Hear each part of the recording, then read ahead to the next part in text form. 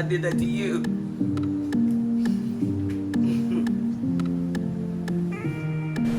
Good morning. Good morning. Happy Monday. I am obviously not in my yellow chair, and I am obviously somewhere else. And rather than not have a Monday morning live, I thought I would record for you a teaching, a lesson, and also record for you a little insider view into where I am and what I'm looking at. So let me real quick give you a tour of this very, very messy little house on a hill in Costa Rica. This is the bed. This is the couch, a chair, and that's basically the entirety of this little glass house. There's a little kitchen, a bathroom. The best part is right outside. I just stepped outside. So that's outside of the house, a little grill. But when I turn all the way around,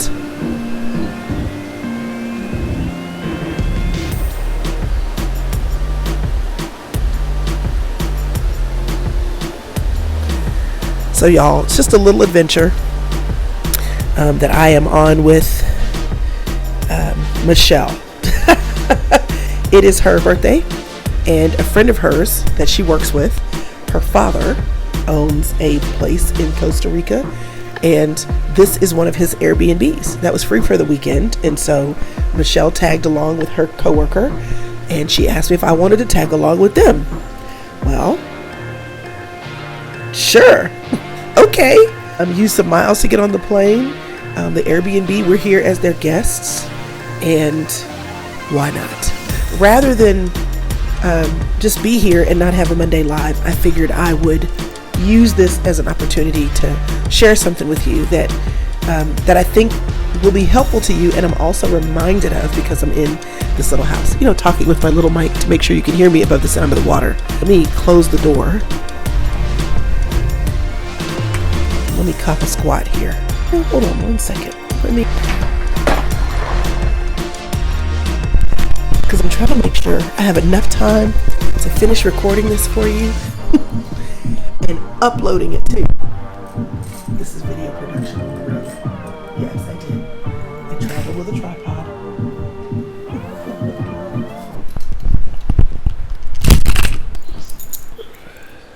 Teaching 1, 2, 3. Okay, now I think I'm set up. Let me just jump into what I wanted to say today. Rest is not something that is my natural first forte. Some people are really good at it. I think there is a blurry line often between rest and overworking. And so because overworking is a thing, the pendulum swings back to another extreme, and that is, buried underneath the rubble in the best way of self-care and, not wanting to be burdened by work. I think work is God-given. I think God worked 6 days. Did he rest? But he did. But 6 days he worked.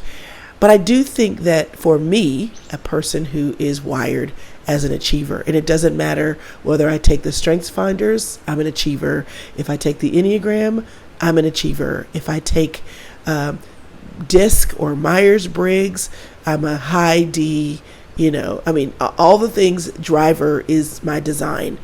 And so without apologizing for who I am or how I'm wired, I think that there is room for me to consider or reconsider or relearn how rest enters the equation and how much we don't see in the equation of our life when we don't take time to rest.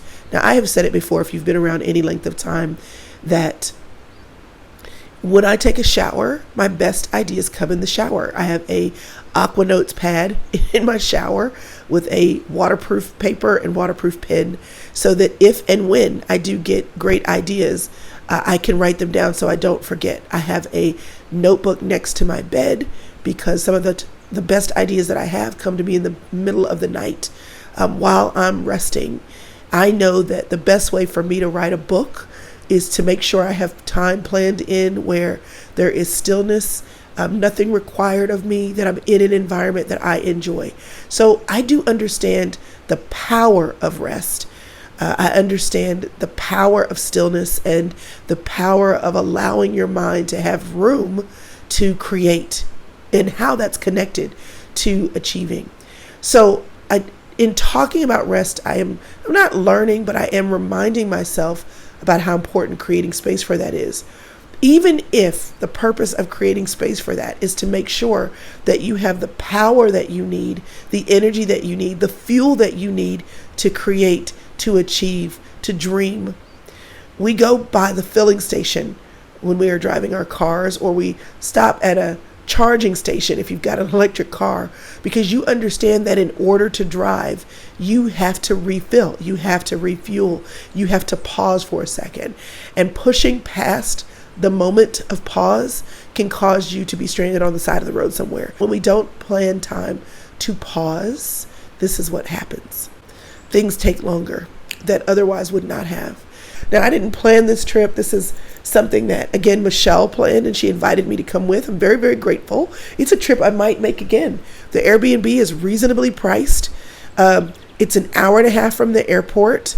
I'm not too far away from, a small town or McDonald's. If I need to get to a McDonald's, not too far. The hosts that are here are American, beautiful people, beautiful home, beautiful hospitality.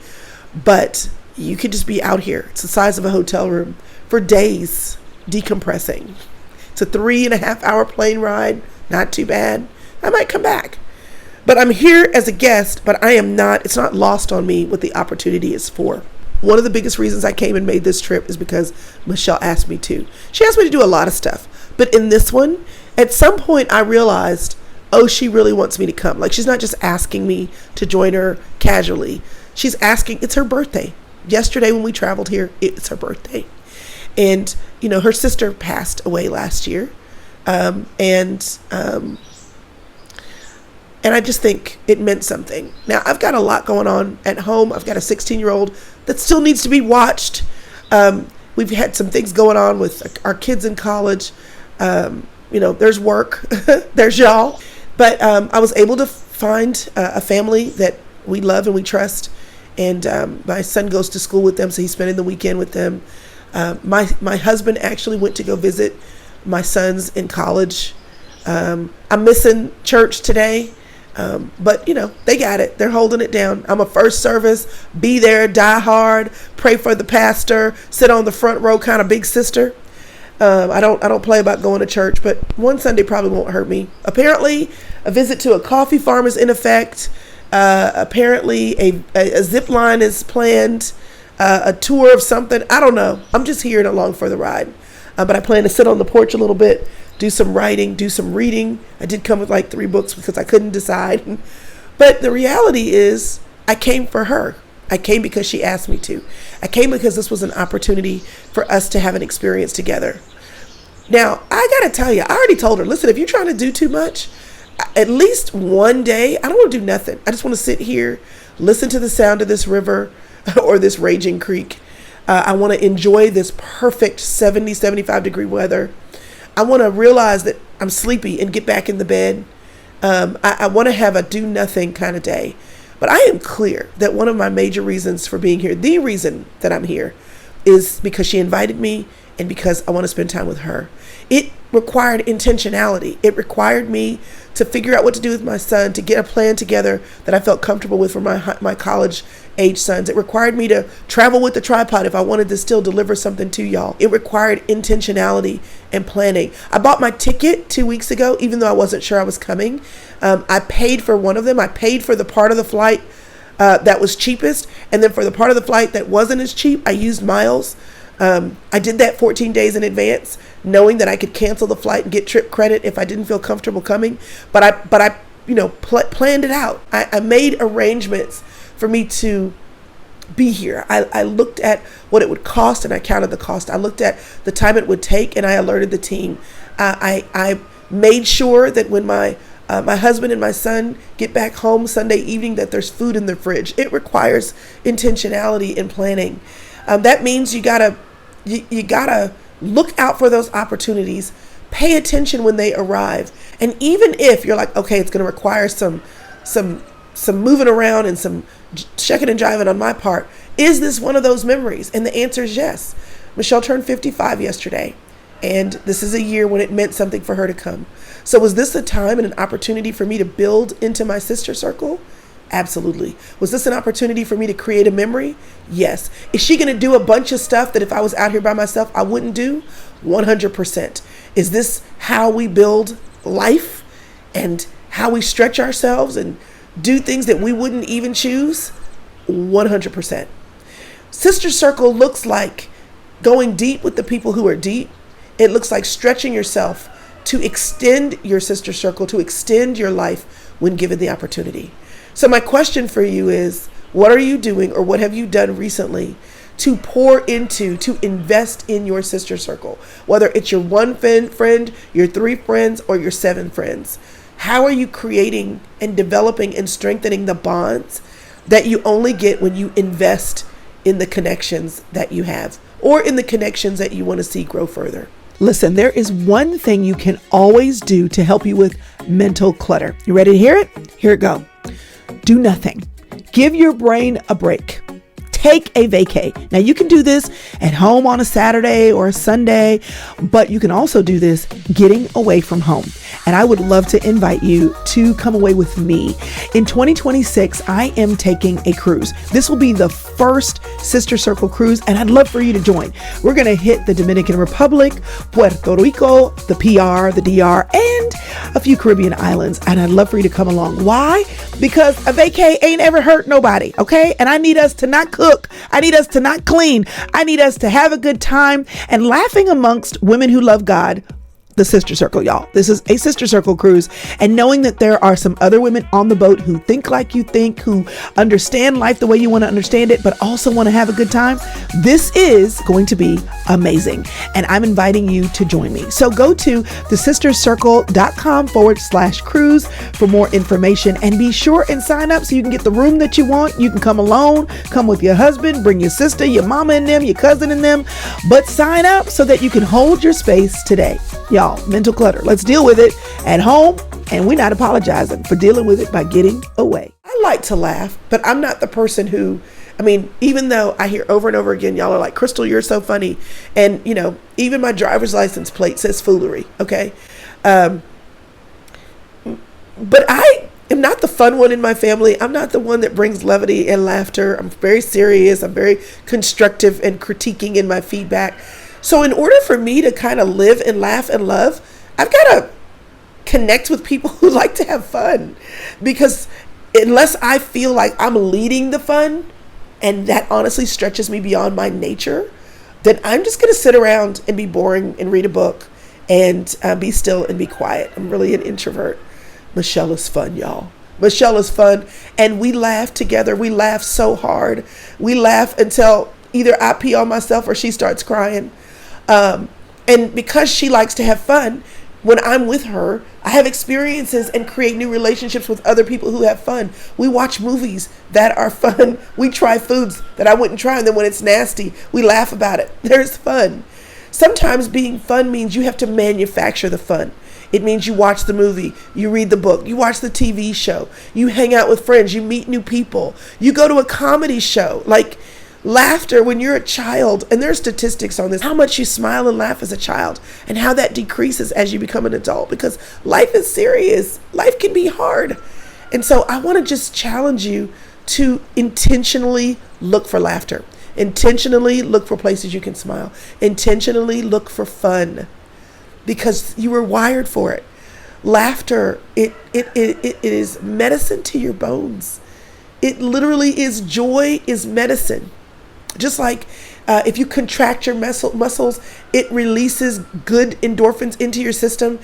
It's medicine. Your body produces its own medicine. Just like exercise causes endorphins to rise in your system. Yes, it's medicine. God has given us so much of what we need for our own health. And laughter is one of those things. And so when you're intentional about laughter, about joy, when you're intentional about looking for things that make you smile and being with people who make you laugh, This is how you stay awake to your life. You stay awake to your life by being with your people, and you stay awake to your life by laughing and looking for joy. I feel like I want to take just a moment real quick. This is how I look up scripture verses, y'all. Just bear with me. I think there's a verse in the Bible that talks about this. Okay, let's see. Hey, Proverbs 17:22 says, laughter is like taking good medicine. Every day, find something that makes you laugh. Proverbs 31:25 says, she is clothed with strength and dignity, and she laughs without fear of the future. Ecclesiastes 3:4 says, there's a time to cry and a time to laugh. By the way, just cheat code. Whenever you're like, what does the Bible say about it? Just type in the word and what does the Bible say verse or laughter verse. It's not that hard to learn what the Bible says about what you're thinking about. Okay, so last night we got here. Michelle is an early to bed person. And I'm not early to bed. I'm an early riser. Like I was up at 5 o'clock this morning. I decided to turn over and go back to sleep. But normally I'm in the bed about 10, about 10 o'clock. And 10, 11. But she went to bed last night at like 8. And the family that we're with, they invited us to stay and talk a while. So I said, well, I'll go with her to put my stuff in the room and then I'll come back. Now, y'all, I really wanted to get into bed. I was tired too. And I really wanted to honestly get my little flashlight and read my book. But I thought these are people that moved their life from the U.S. to Costa Rica, that have built a farm and an Airbnb and are inviting me to stay and talk a while. Stretch yourself, girl. Stretch yourself. Now, at one point during the evening, I started closing my eyes because I was getting sleepy and I was like, okay, I got to go. But to learn about people that I would never have met, to hear their stories, to hear why they moved here, how it works, how is this different from living in the state, what they've learned. I mean, they've moved their lives here to spend the rest of their lives here, to change the pattern of their lives. That says so much. And I can learn so much by exposing myself to people who are not like me. Every now and then, you just should talk to the person in the grocery store line. Staying awake to your life means understanding what's happening in the life around you. It means knowing what's happening in the life of people around you. It is understanding the stories that are unfolding before you. It's understanding what got here before you got here. Some of the times I feel like the best advice I can give somebody, you go to a new church, you start a new job, you find yourself in a new neighborhood, you're in a new school, taking new classes, married and in a new family. Be quiet and listen. Ask questions. Sometimes people have such a bumpy ride because they make the new place all about, it just got started because I got here. No, people were living before you got here. People were going to church here before you got here. People were on this job before you got here. And the best way to earn goodwill and the best way to be successful is to shut up and listen, ask questions, learn about the people who you are now sharing space with, or sharing work with, or sharing worship with, or sharing a neighborhood with. Be inquisitive. And that means being a listener. It means showing up and not making it all about you. It means engaging with things that are uncomfortable in conversations that may not be about topics you know a lot about. It means getting with people who don't believe what you believe and who make completely different life decisions than the decisions you would make. It means, how else, y'all, in this world are we supposed to share the gospel if we're not around people who need the gospel? But some of us have gotten so good at crafting our lives with people who look like us, who believe like us, and who run like we run. Jesus walked a lot, and he walked a lot in places where people needed him. So I want to challenge you to get outside of your comfort zone. This gives me an opportunity to practice my Spanish. I took 4 years in high school, 3 years in college. That's one of the reasons why, y'all, our cruise, I had to choose between one Hispanic stop, Latino stop, and 3 Caribbean spots, and 2 Latino spots, and 2 Caribbean spots. And I chose the 2 Latino because I was like, I need to practice my Spanish. And every time I get to come to a place where Spanish is the main language spoken, I'm like, thank you. Give me a chance. Necesito practicar mi español. Okay, see? Somebody who speaks Spanish is going to be like, Chrystal, you butchered that. But I'm practicing, okay? All right? Literally, if you've never taken a missions trip, Take a missions trip. If your church doesn't have a missions trip, find a church who does. Do you know how many organizations would love for people to volunteer their time? One of the best ways for you to see what God is doing in the world is for you to travel. And there are ways to travel and see the world without it being the vacation of a lifetime. Like, go and volunteer. Find a church that needs help or an organization. I just want you to think, am I stretching my horizons? Am I meeting and engaging with people in this world who are not like me, who don't have what I have, think the way that I think, and do what I do? When you have those conversations with people, even if you have to stretch in a new language to do it, it's going to stretch your mind. It's going to stretch your soul. It's going to stretch you intellectually. So the conversation I had last night was stretching in a lot of ways. I'm glad I stayed. Watch the news. And just a tip, don't just watch your local news, whether you are CNN connoisseur or a Fox News connoisseur or an MSNBC. Like, check out BBC. Like, check out, international news so you know what's happening in the world. Feast on enough of each so that you have a clear view of what's happening in your community, in your country, and in the world. When you look at the news, it's not far from you. The world is small, the earth is round. And we are a human race and we need to help each other. So this is me trying to live out staying awake in my life. This is me, yes, coming to a beautiful tropical place. This is me, yes, doing it in a way that's affordable. This is me, yes, coming on a dime with a friend who invited me. But it's still an opportunity. And I want you to look for the opportunities in your life to stay awake. I want you to ask yourself, where am I wide awake? And where should I work on being more wide awake in my life? Where am I asleep at the wheel? And where am I bright and bushy-tailed paying attention? And then I want you to ask yourself what you can do about that, to live more widely awake or to wake up if you are about to crash. Life is short. Life can be beautiful, but in order for it to be beautiful, because it's short, you have to live intentionally. So stay awake, okay? All right, y'all. Have a great Monday. And I'm going to go and enjoy breakfast with my new friends and my lifelong friend. That's how I'm choosing to stay awake today. Oh, and zip lining. We're going to get my fat tail in a harness.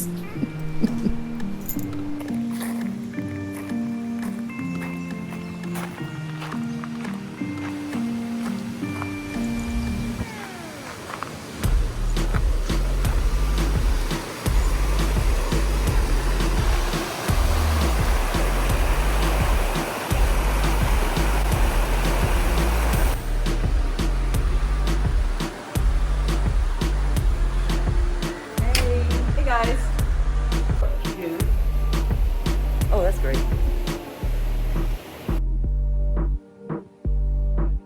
One of the best ways to pause your life, catch your breath, and connect with your spirit, even when you can't take a vacay, it's to clear your mind of mental clutter. Do you want to know if you're dealing with mental clutter? Go to crystalevanshurst.com/mental clutter. Download my free PDF, there's a quiz, and it'll tell you if you're struggling with it, if you're dealing with it, and what you can do about it. Listen, I want you to have a clear mind, a calm spirit, and the confidence you need to live a life you love. I want you to live intentionally every day, doing things that truly matter. Now, if you need encouragement, why don't you go ahead and subscribe to my channel if you're watching on YouTube, or make sure you're subscribed to the podcast wherever you're listening, and then go ahead and binge a bit. There's tons of content here with coaching from me to help you get your whole life together. See you next week.